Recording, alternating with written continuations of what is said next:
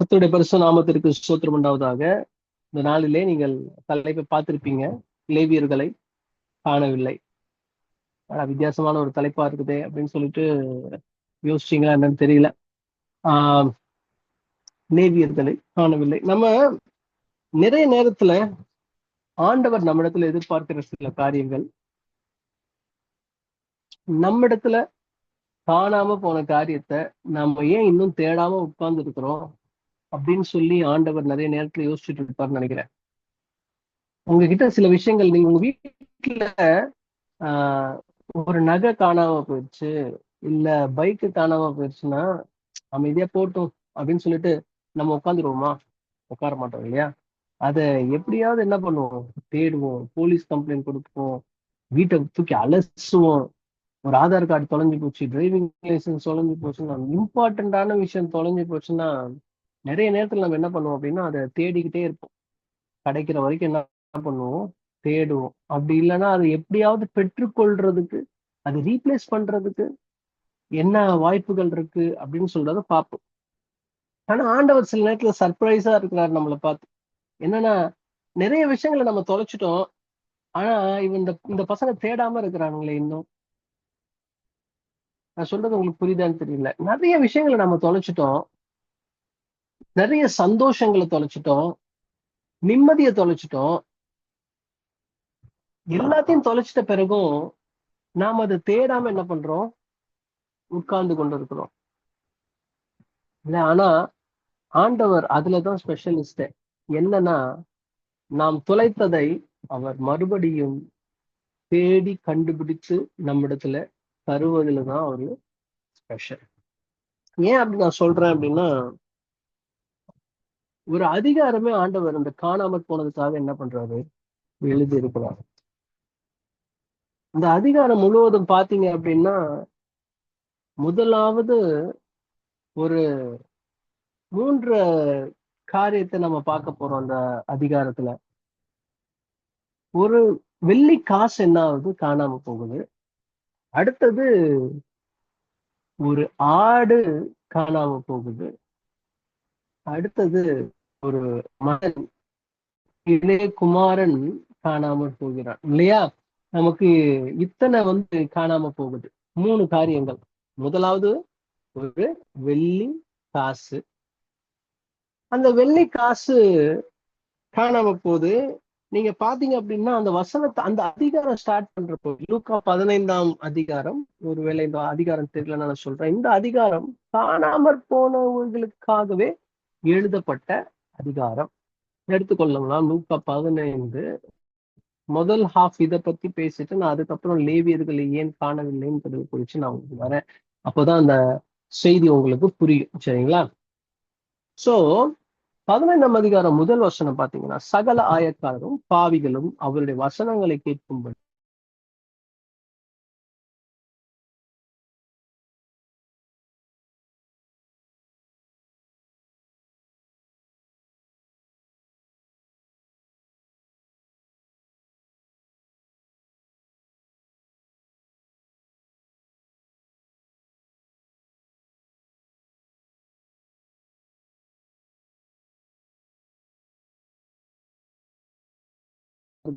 அப்படின்னு சொல்லி அவங்க என்ன பண்றாங்க?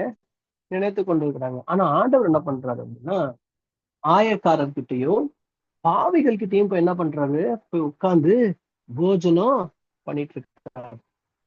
அவர்களை பொறுத்தவரை, பரிசேயர்களை பொறுத்தவரை, இவர்கள் காணாமற் போனவர்கள், தேவையில்லாதவர்கள், எனக்கு இவங்க தேவையே இல்லைன்றவங்க. ஆனா ஆண்டவருக்கு அவர்கள் தேவைப்படுகிறவர்கள். நல்லா கவனிங்க. உலகத்தின் பார்வையில அவர்கள் தொலைந்து போனவர்கள். அவங்க இல்லைன்னாலும் யாருக்கும் கவலை கிடையாது. அவங்களோட லிஸ்ட் அவங்களுடைய ஆள் நாளைக்கே இல்ல, ரேஷன் கார்டுல பேர் இல்லைன்னாலும் யாருக்கும் கவலை கிடையாது. ஆனா ஆண்டவர் அந்த காணாமற் போன கூட்டத்திற்காக கரிசனைப்படுகிறார். அதுக்காகத்தான் இந்த 3 உவமைகளை ஆண்டவர் என்ன பண்றாரு? அந்த இடத்துல சொல்லுகிறார். முதலாவது, ஒரு ஸ்திரீ ஒரு வெள்ளி காசு தொலைக்கிறா. அதுல 8ஆம் வசனம் பாத்தீங்கன்னா, ஒரு ஸ்திரீ என்ன பண்றா, ஒரு வெள்ளி காசை தொலைக்கிறா. 10 வெள்ளி காசு அவகிட்ட இருந்தது. இந்த வெள்ளி காசு இருக்கு இல்லையா, காசு எல்லார்கிட்டயுமே இருக்கும். அந்த வெள்ளி காசால நடக்க முடியுமா? நடக்க முடியாது. வெள்ளி காசால ஓட முடியுமா? ஓட முடியாது. வெள்ளி காசால எங்கேயாச்சும் ஒளிஞ்சு இருக்க முடியுமா? முடியாது. அப்போ இந்த வெள்ளி காசை அந்த ஸ்திரீ தான் தொலைத்திருக்க வேண்டும். காணாமல் போல அந்த வெள்ளி காசு காணாம போல அந்த காசு தொலைக்கப்பட்டது. அப்போ பல நேரங்கள்ல நாம சொல்றோம், "அப்பா, நான் எவ்வளவு ஜாலியா இருந்தது தெரியுமாப்பா, இப்ப பாரு" அப்படின்னா அது போகல. நாம அதை தொலைச்சிருக்கிறோம். அப்போ அதை கண்டுபிடிக்க வேண்டியது நம்முடைய கடமை. அப்போ அந்த ஸ்திரீ இந்த காசு, இந்த காசுக்கு எப்பவுமே ஒரு 3 டைமென்ஷன் இருக்கு மனுஷனுக்கு இல்லையா? ஆவி, ஆத்மா, சரீரம்னு ஒரு 3 டைமென்ஷன் இருக்கு. ஆனா இந்த காசுக்கு என்ன இருக்குது அப்படின்னா, வெறுமனே சரீரம் மட்டும்தான் இருக்கு. அதுக்குன்னு ஒரு உருவம் இருக்க ஒழிய அதுக்கு ஆவியோ ஆத்மாவோ கிடையாது. அப்ப இந்த வெறுமனே சரீரம் இருப்பதை தேடி இந்த ஸ்திரீ என்ன பண்றா, தொடப்பத்தை எடுத்து வீட்டை கூட்டுறா, என்னென்னமோ பண்றா. கடைசியா தேடி கண்டுபிடிச்சு அந்த காயினை எடுத்துடுறா. ஒரு சந்தோஷமான விழாக்கு ஒரே ஒரே சந்தோஷம் அந்த காயின் கிடைச்சதுனால. அவளுக்கு எவ்வளவு லாஸ் அப்படின்னா, 10 காயின்ல 9 காயின் இருக்கு. ஒரு காயின் போச்சு. 90% இருக்கு. 10% லாஸ். ஆனாலும் அதை தேடி கண்டுபிடிச்சு என்ன பண்றா, எடுத்துட்டு வந்துடுறா. அடுத்த உவமை ஒரு மெய்ப்பனை குறித்தது. அந்த மெய்ப்பன் 100 ஆடுகளை வைத்திருக்கிறான். அதுல 99 ஆடுகள் இருக்கு. ஒரு ஆடு காணாம போயிடுச்சு. அப்போ 100ல 99% இருக்கு. 1% தான் என்ன ஆகுது, தொலைஞ்சு போகுது. போனா போட்டும் விடு, அதை போய் அலைஞ்சிட்டு நம்ம தேடி கண்டுபிடிச்சு உடம்பு டயர்ட் ஆகுறதுக்கு அந்த ஒண்ணு என்ன ஆகுது, போனா போயிட்டு போகுது.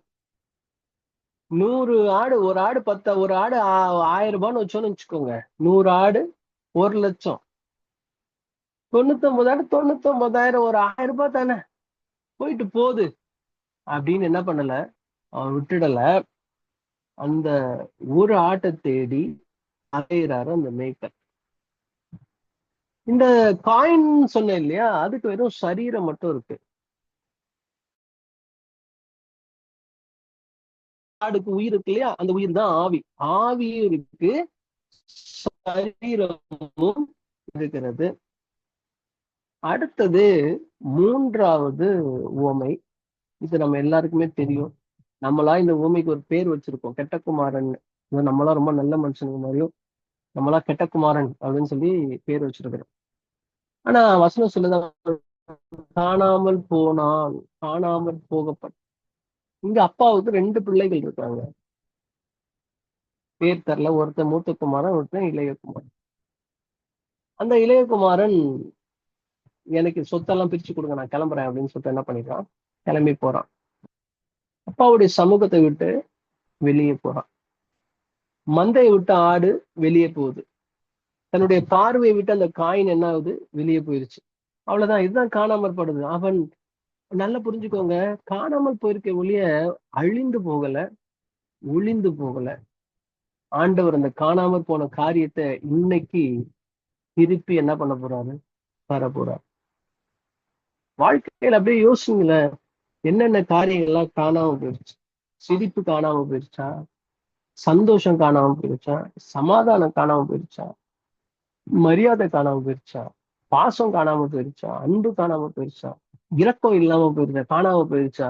இதெல்லாம் அழிந்து போகல, தொலைந்து போயிருக்கிறது. தொலைந்து போனதை தேடி கண்டுபிடித்து தருவதில்தான் ஆண்டவர் ஸ்பெஷலிஸ்டுங்க. அதனாலதான் சொல்றாரு, ஒரு வெள்ளிக்காசு தொலைச்சிட்டா அவன் என்ன பண்ணுவான், தேடி வந்துடுவான். ஒரு ஆட்டை தொலைச்சிட்டா அவன் போய் என்ன பண்ணுவான், தேடி கண்டுபிடிச்சு கொண்டு வந்துடுவான். இப்போ இந்த மகன் தொலைந்து போயிட்டான், காணாமல் போயிட்டான். அந்த காயினை தொலைச்சப்போ அந்த சகோதரி, அந்த ஸ்திரீ என்ன பண்ணா, போய் தேடி கண்டுபிடிக்கிறா. விளக்கமாத்த எடுத்து வீட்டு ஃபுல்லா பெருக்கி கிருக்கி என்ன பண்றா, கண்டுபிடிக்கிறா. ஆடு தொலைஞ்சு போனோட அந்த மெய்ப்பன் என்ன பண்றான், போய் ஓடி கீடி தேடி கண்டுபிடிக்கிறான். ஆனா இங்க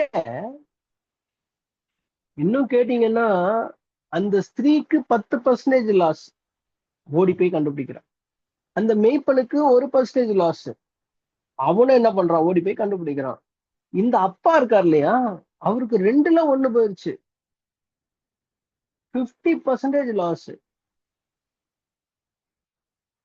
2ல 1 போயிருச்சு. வசனத்தின் படி பாத்தீங்கன்னா, இவரும் தேடி போயிருக்கணும்ல பிள்ளைங்களை குறித்து. ஐயோ என் பையன் போயிட்டானே, அவனை போய் என்ன பண்ணணும், எப்படியாவது நான் என்ன பண்ணணும், கூட்டிட்டு வரணும் அப்படின்ற அந்த அப்பா ஓடி இருக்கணும்ல. ஆனா ஓடல.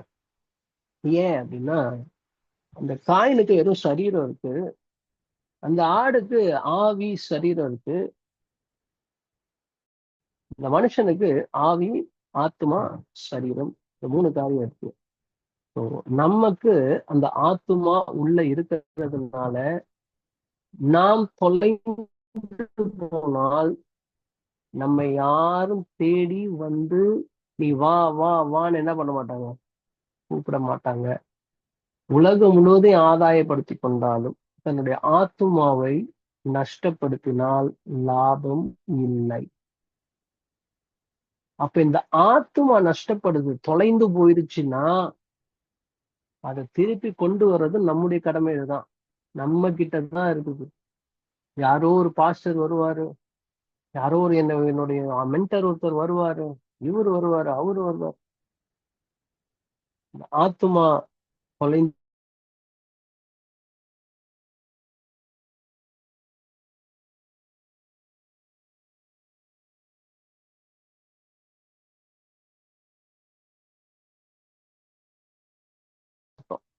பாவம் நமக்குள்ள வந்துருச்சுன்னா தொலைந்து போயிட்டோம்னு அர்த்தம்.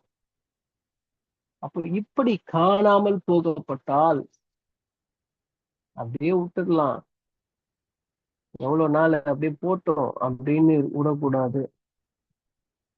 அப்போ ஒரு கட்டத்துல அந்த ஆத்துமா, அந்த சின்ன இளைய குமாரனுடைய ஆத்துமா யோசிக்குது, நான் தகப்பன் வீட்டுல இருந்திருந்தா எவ்வளவு சந்தோஷமா இருந்திருப்பேன். என் தகப்பன் வீட்டுல வேலைக்காரன் கூட நல்ல சாப்பாடு சாப்பிடுறாங்க, நான் இங்க பண்ணி கொடுக்கிற தீவனத்தை என்ன பண்றேன், சாப்பிடுகிறேன். ஒரு ஒரு ரிப்பென்டன்ஸ். எங்க அப்பா வீட்டுல இருக்கும்போது எவ்வளவு சந்தோஷமா இருந்தேன் அப்படிங்கிற ஒரு ரிப்பென்டன்ஸ் தான் அவனை மறுபடியுமாய் உள்ளே கொண்டு வந்தது. காணாமற் போயிட்டோம். நம்ம நிறைய விஷயம் நமக்குள்ள இருந்தது காணாமற் போயிட்டு, நிறைய நல்ல விஷயங்களை வைத்து நம்ம வாழ்ந்து கொண்டிருந்தோம். இப்ப அந்த விஷயங்கள் எல்லாம் இல்லை. அதை தேடி கண்டுபிடிக்கணும். உங்களுக்குள்ள என்ன தொலைந்து போயிட்டுன்னு உங்களுக்கு தான் தெரியும். எனக்குள்ள என்ன தொலைந்து போயிட்டு இருந்தது எனக்கு தெரியும். அதை தேடி கண்டுபிடிக்கணும். இப்போ அடுத்த டாபிக் போறேன். லேவியர்களை குறித்து வசனத்தை தெளிவா பேச எனக்கு நேரம் இல்லை. லேவியர்களுடைய வேலை என்ன அப்படின்றத நான் சொல்ற அதிகாரத்தை நீங்க படிச்சீங்கன்னா தெரிஞ்சுக்கலாம். என்ன ஆகும், 4ஆம் அதிகாரத்துல வீட்டுல போய் பார்ப்போங்க, ஃபுல்லாவே படிங்க. லேவியர்களுக்கு என்னென்ன வேலை செய்யணும். லேவியர்கள் முதலாவது வேலை, அவர்கள் ஆசாரியர்களா இருக்கணும். அவர்கள் தான் ஆலயத்தின் ஆசாரியர்கள். வேற யாராலையும் என்ன பண்ண முடியாது, ஆசாரியர்களாய் மாற முடியாது. இது பிரதான வேலை. ஆசாரியர்கள், லேவியர்கள் தான் ஆசாரியர்கள் ஆகணும். இதுதான் அவருடைய பிரதான வேலை. அவர்களுக்குன்னு சொத்து பத்து வீடு நிலம் எதுவுமே கிடையாது. இவர்கள் கொடுக்கிற தசம பாகங்கள் தான் அந்த லேவியர்களுக்கு ஒரு காணிக்கை. சோ தசம பாகம் எதற்காய் கொண்டு வரப்பட்டதுன்னா, லேவியர்கள் வேலை செய்யக்கூடாது, லேவியர்கள் முழு நேர ஊழியத்தில் இருக்க வேண்டும், அவர்களை மற்ற கோத்திரத்தார் தசம பாகத்தால் தாங்க வேண்டும். இதுதான் லேவியர்களுடைய பகுதி. முதலாவது அவருடைய ஆசாரிய வேலை பார்க்கணும். 2வது, இவர்களுடைய சந்ததி இருக்கு. 3 மெயின் சந்ததி இருக்கு லேவியர்கள்ல. ஒண்ணு கோராகின் புத்திரர்கள், 2வது கெர்சோனின் புத்திரர்கள், 3வது மெராரியின் புத்திரர்கள். இந்த 3 புத்திரர்கள் இந்த லேவியர்களுடைய வேலையை பார்ப்பாங்க. இதுல மிக முக்கியமான ஒரு கூட்டம் கோராகின் கோகாத்தின் புத்திரர்கள். இந்த கோகாத்தின் புத்திரர்கள் என்னென்னலாம் பார்ப்பாங்க அப்படின்னா, இவங்களுக்கு என்ன டிபார்ட்மெண்ட் கொடுத்துருக்காங்கன்னா, இவங்க கொஞ்சம் லேவியர்கள்ல கொஞ்சம் ஹைஃபை லெவல் டீம் அப்படின்னா இந்த கோகாத்தின் புத்திரர்கள். அவங்க என்ன பண்ணுவாங்க அப்படின்னா, நான் சொன்னேன் இல்லையா, நான் ஒரு லெசன் எடுத்தேன் இல்லையா, ஆசரிப்பு கூடாரத்துடைய லெசன்ல திரைச்சீலை, உடன்படிக்கை பெட்டி, சமூக தப்பத்து மேஜை, கிழக்கு தண்டு, தூப பீடம், பலிபீடம், இந்த மாதிரியான இவங்க தான் ஹேண்டில் பண்ணுவாங்க. இந்த விஷயங்கள் எல்லாத்தையும் யாரு ஹேண்டில் பண்ணுவானா, இந்த கோகாத்தின் புத்திரர்கள். இவர்கள் தான் இதை தூக்கணும். திரைச்சேலையை தூக்கணும்னா யார் வரணும்? கோகாத்தின் புத்திரர்கள். புரியுதுங்களா? லேவியர்கள்லயே வேற யாரும்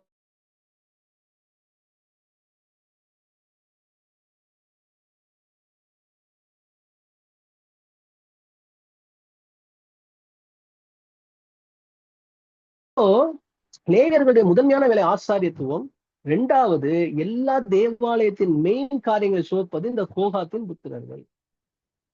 வசனம் சொல்லும் அதே அதிகாரத்துல என்னாகும் 4:18, லேவியர்களுக்குள்ளே கோகாத்தின் வம்சம் அழியாமல் பார்த்து கொள்ளுங்கள். எப்படிப்பட்ட வசனம் பாருங்க.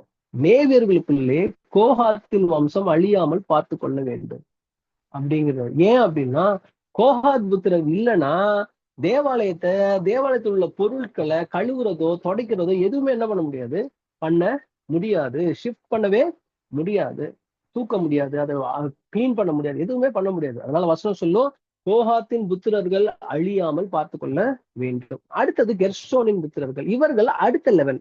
கோகாத்துக்கு அப்புறம் கெர்சோனின் புத்திரர்கள். அவர்கள் என்ன பண்ணுவாங்க அப்படின்னா, தொங்கு திரைகள், தகசு தோல் மூடி, கூடாரத்தினுடைய வாசல், மறைவு, இந்த மேல போட்டிருக்க மூடி, தோல், இதெல்லாம் என்ன பண்றது, தூக்கிட்டு போறது, எடுத்துட்டு வர்றதுதான் இவர்களுடைய வேலை. அடுத்த கட்ட காரியங்கள் கோகாத்து, கெர்சோன். அடுத்தது மெராரி. மெராரி புத்திரர்கள் என்ன பண்ணுவாங்க அப்படின்னா, பலகைகள், தாழ்பாள்கள், தூண்கள், பாதங்கள், இந்த மாதிரி அடுத்த கட்ட வேலைகள் எல்லாத்தையும் என்ன பண்ணுவாங்க, தூக்குவாங்க, சுமப்பாங்க, கழுவாங்க, வைப்பாங்க. இந்த வேலைகளை எல்லாம் என்ன பண்ணணும், மெராரி புத்திரர்கள் செய்ய வேண்டும். என்னப்பா எதையோ ஒண்ணு ஆரம்பிச்ச, காணாமல் போன ஆடு, காணாமல் போன காயின்னு, காணாமல் போன மகன் ஆரம்பிச்சு இப்ப லேவியர்களை பிடிச்சு வந்திருக்கிறீங்க. இப்ப லேவியர்களுடைய வேலை தெளிவாயிருச்சா? லேவியர்களுடைய வேலை என்ன? ஆசாரியத்துவம். தேவாலயத்துக்கு அடுத்த எல்லா காரியங்களும் என்ன பண்ணணும், லேவியர்கள் தான் செய்யணும். நம்மை ஆண்டவர் ஆசாரியர்களும் ராஜாக்களுமே மாத்தி வச்சிருக்கிறாரு. அப்போ நமக்குள்ள அந்த ஆசாரிய வேலைகளை செய்கிற லேவியர்கள் நமக்குள்ளாய் வேலை செய்து கொண்டே இருக்க வேண்டும். இந்த கண் லேவியனுடைய வேலை பார்க்க வேண்டும், இந்த கை லேவியனுடைய வேலையை பார்க்க வேண்டும், இந்த கால் லேவியனுடைய வேலையை பார்க்க வேண்டும், இந்த இருதயம் லேவியனுடைய வேலையை பார்க்க வேண்டும், இந்த காது லேவியனுடைய வேலையை பார்க்க வேண்டும், இந்த வாய் லேவியனுடைய வேலையை பார்க்க வேண்டும். ஏன்னா நம்ம ஆசாரியனா என்ன பண்ணிருக்கிறார், ஆண்டவர் மாத்தி இருக்கிறார். அப்போ இப்போதான் நான் மெசேஜுக்கு வரேன். எஸ்ரா எழுதின புஸ்தகம், எஸ்ரா 8ஆம் அதிகாரத்தை எடுத்துக்கோங்க. எஸ்ரா 8ஆம் அதிகாரத்துல ஒரு ஃபேமிலி ட்ரிப் ஒண்ணு போயிருக்கிறாரு. ஃபுல் கூட்டத்தோட எஸ்ரா என்ன பண்றாரு, எல்லாரையும் கூட்டிட்டு ஒரு அஹாவா நதி அண்டைக்கு என்ன பண்ணிக்கிறாரு, போறாரு. அஹாவா நதி அண்டைன்றது ஜெஃப்ரிக்கு தெரியும். ஒரு நம்ம சர்ச்சுக்கு அஹாவா ஃபெலோஷிப், நம்ம ஃபெலோஷிப்போட பேர் அஹாவா ட்ரூத் ஃபெலோஷிப்னு வச்சிருந்தார். ஸோ அஹாவாங்கிறது ஒரு நதி அண்டை. அங்க போகும் பொழுது எல்லா கோத்திரத்துல இருந்தும் ஆள் வந்திருக்கிறாங்க. பெரிய கேம்ப் நடத்திருக்கிறார். கேம்ப் நடத்த 8:12 8:15 சொல்லுது, இவர்களை நான் அகாவாவுக்கு ஓடுகிற நதி அண்டையிலே கூட்டிக் கொண்டு போனேன். எல்லாரையும்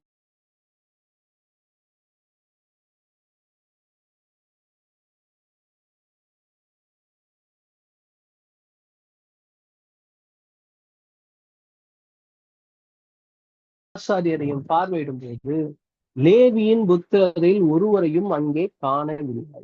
இதுதான் இன்னைக்கு தலைப்பு செய்தி. எல்லாருக்கு யூதா இருக்கிறாங்க, காத்து புத்திரர் இருக்காங்க, தான் கோத்திரம் இருக்கு, செபுலோன் இருக்கு, நப்தலி இருக்கு, யோசேப் இருக்கிறாரு, எப்ராஹிம் இருக்கிறாரு, மனாசே இருக்கிறாரு, ரூபன் இருக்கிறாரு, எல்லா கோத்திரமும் இருக்கு. ஆனா ஒரு கூட்டம் நடத்தணும். யாரை காணோம்? லேவியரை காணவில்லை.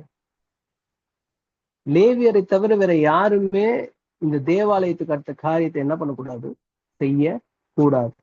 ஆனா லேவியர்கள் காணவில்லை. இப்படிப்பட்ட சூழ்நிலை பாருங்களேன். நம்ம வாழ்க்கையில கூட எல்லாம் நடக்குது.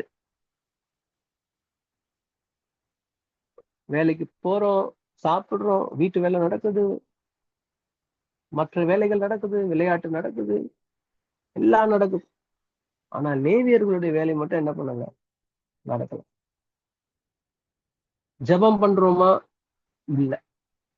முன்ன மாதிரி என்ன இல்ல? இல்ல. தொலைந்து போயிடுச்சு. பைபிள் வாசிக்கிறோமா? முன்ன மாதிரி இல்ல. காணாம போயிடுச்சு. துதிக்கிறோமா? முன்ன மாதிரி இல்ல. காணாம போயிடுச்சு. அதிகாலையில் எழுந்து ஜெபம் பண்றோமா? முன்ன மாதிரி இல்ல. காணாம போயிடுச்சு. ஒவ்வொரு லேவியனுடைய வேலையா என்ன ஆகுது? காணாம போய்கிட்டே இருக்கு. எஸ்ரா பாக்குறான், அடே எல்லாரும் வந்துட்டீங்க, ஆனா ஒரு குரூப்பை காணவேப்பா, லேவியர்களை மட்டும் காணவில்லை.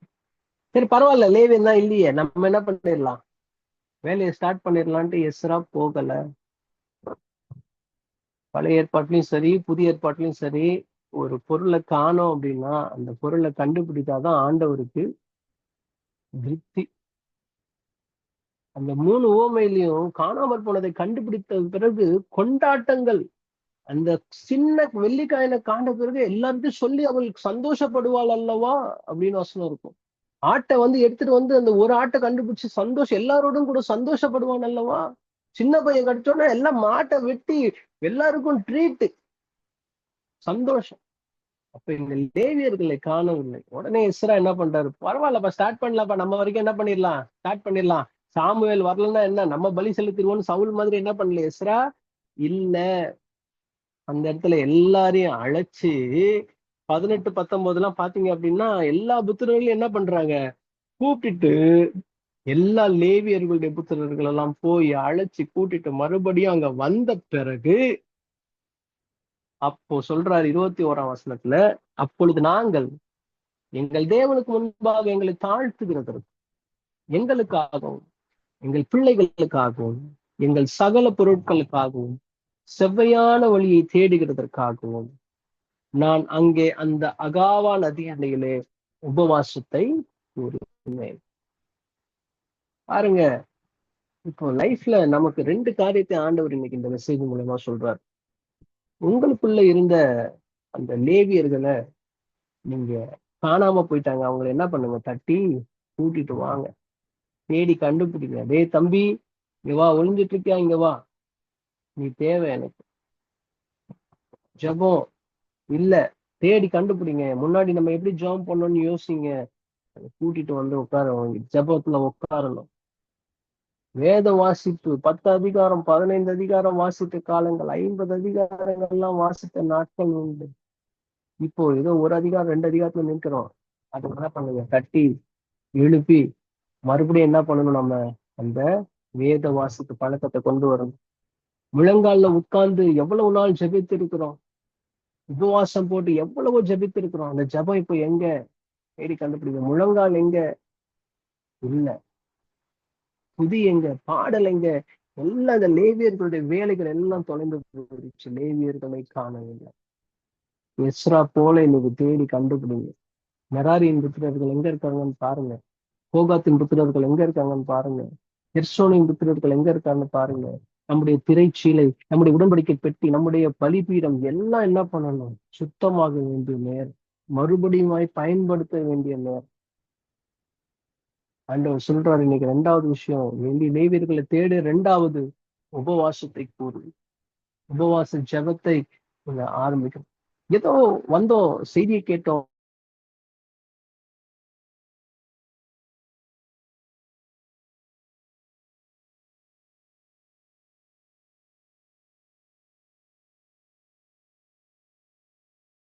வாழ்க்கையில இப்படி இருந்தாதான். லேவியர்களை ஃபர்ஸ்ட் நீங்க தேடுங்க. என்னென்ன காரியங்கள்லாம் மிஸ் ஆயிருக்கு நீங்களே யோசிங்க. இதெல்லாம் நம்ம இழந்திருக்கோம், இதெல்லாம் காணாம போயிருக்கு. உலக பிரகாரமா பார்க்கும் பொழுது உங்களுடைய ஒரு சிரிப்பு, சந்தோஷம், சமாதானம், அன்பு, இரக்கம் இதெல்லாம் காணாம போயிருச்சா? கொண்டு வாங்க. ஆவிக்குரிய ரீதியில பாக்குறப்போ உங்களுடைய ஜெபம் காணாம போயிருக்கா? துதி காணாம போயிருக்கா? பாடல் காணாம போயிருக்கா? ஆண்டவருக்கா எழுதுகிற ஏதாவது தாளந்துகள் காணாம போயிருக்கா? அது எதுவுமே அழிந்து போகல, காணாமல் போயிருக்கு.